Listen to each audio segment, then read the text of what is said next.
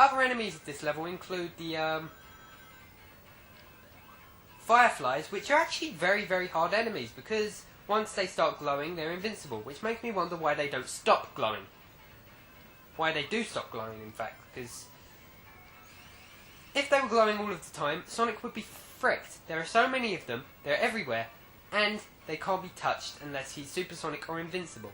That more or less means Sonic is dead. He's screwed. Alas, Eggman didn't think that far ahead, so they turn off eventually, because he seems to really want you to win. Who knows? Maybe he just wanted you to get to the death station so he could show off the wonderful robot replica he made. I mean, if I went to all of the trouble of making a robot replica of my arch nemesis, I'd damn well want him to fight it. I would not accept him to just get killed like a little moron in the earlier stages of the game. No, he would have to survive, and he would have to fight this damn thing, whether he wanted to or not. And there's the pit of despair. I managed to jump over it. All hail Craig. So perhaps that is Eggman's entire motivation for this game.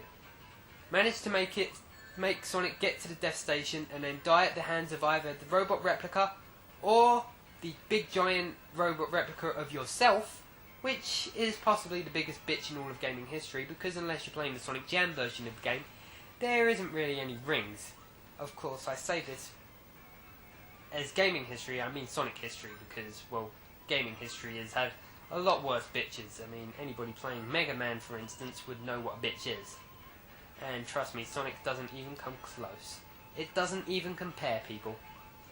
Speaking of bosses, here we go with another one of those 5-second bosses which has absolutely no ingenuity or design to it. It's just simply a boss which you pounce until it dies. If I was supersonic at this point, it'd be dead before it hit the ground. Alas, I'm not, so I have to put some facade of fighting.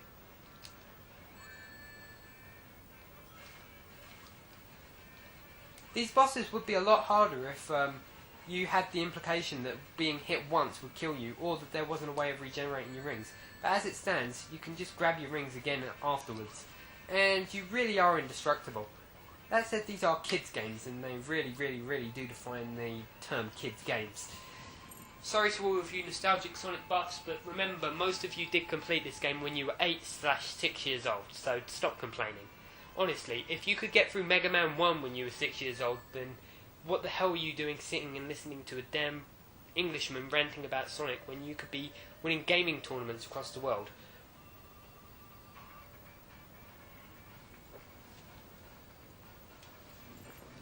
And now the Oil Ocean Zone, which I assume is either another one of Eggman's brilliant, wonderful inventions on South Island, which he has spent all of this time preparing for Sonic to come through, designing all of the wonderful contraptions for him, and only him, to be sent through, i.e. the hover weird ball things.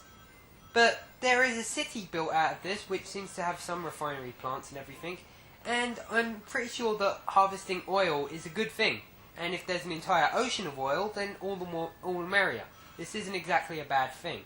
So I'm assuming that this is a part of the Mobius/Earth's oil refinery, which Eggman has, in true George W. Bush style, taken over for the purposes of defeating his arch nemesis, which would in this case be Saddam Hussein/Sonic the Hedgehog. Yes, I made the connection. If Mario can be Stalin, then Sonic can be Saddam Hussein. I went there, and I'm sticking to it, damn it.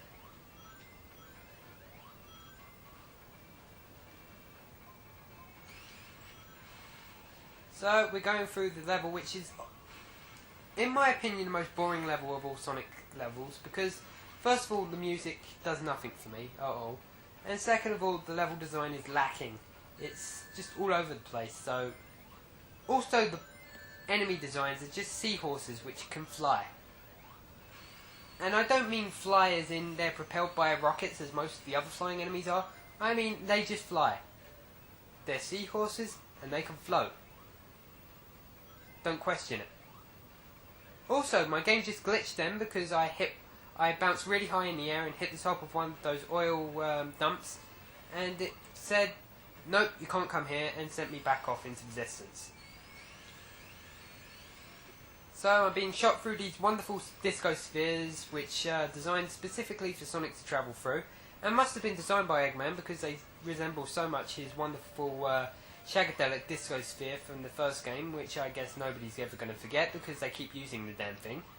Although they've never used it once 3D. I'm waiting for that.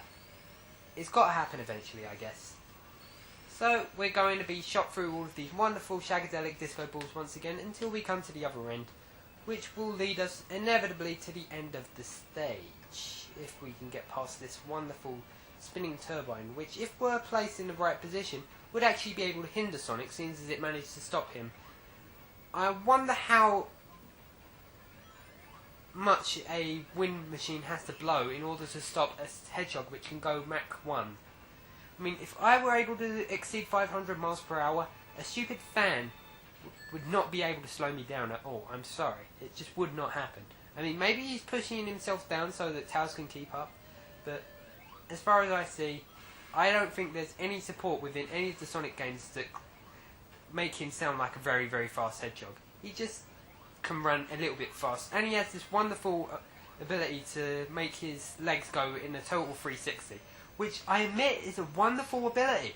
I sure as hell can't make my legs go 100 all the way round. That's just stupidity. But if Sonic can, more power to him. I'm being careful here because I ran out of rings. See, that's why I was being careful, if you heard that, which I assume you can because I've already previewed what this would sound like. So, I'm just running through the level. There's not much to do here, just lots of slippy slides, which I don't realise what they're for, because they don't seem to be travelling anywhere in particular. They're just slides for the hell of slides. Yeah.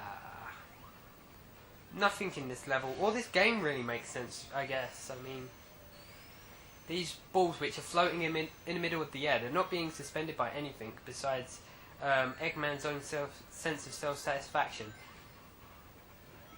They serve no purpose other than to help our hero get across the level, which, again, we've established is a bad thing. So, I'm really just going to assume that everything we're doing up until now is Eggman gloating and showing how wonderful he is, while he waits for Sonic to get to his space station and meet the robot replica of himself, which he spent so much time slaving over a hot stove to make. I mean, honestly, we have to honour the guy's wishes. He spent so much time doing this.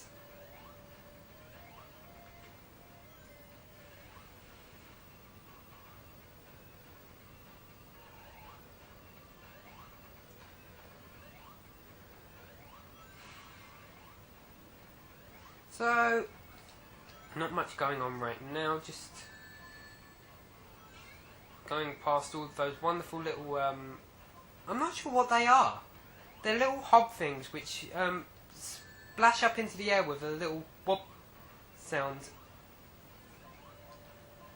They serve as much practical purpose as anything in this game, but I just don't even understand what their design is, you know? They're just there.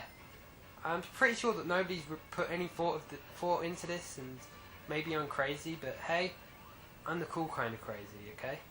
If you don't like it, listen to somebody else's freaking rantings, honestly. I mean, I didn't pay you to listen to mine. I just asked nicely and you said yes, so what? Leave me alone. So, I'm getting shot through the air in these wonderful little things again. Hopefully getting to the boss sometime soon, because I would like to get to the better levels of the game. Like, say, Metropolis Zone, which I don't mind. Despite the fact that it has the cheapest boss ever. So here I go down another set of slides, which are actually interconnected, so they seem to be going somewhere. But then come to a complete stop for no reason at all, so make me think, no, they're not. So here we go again, just jump. Don't do anything. Wait. There's a giant claw that comes out of the water and then it tries to shoot lasers at us, but we're too cool. Well, I guess I'm not too cool.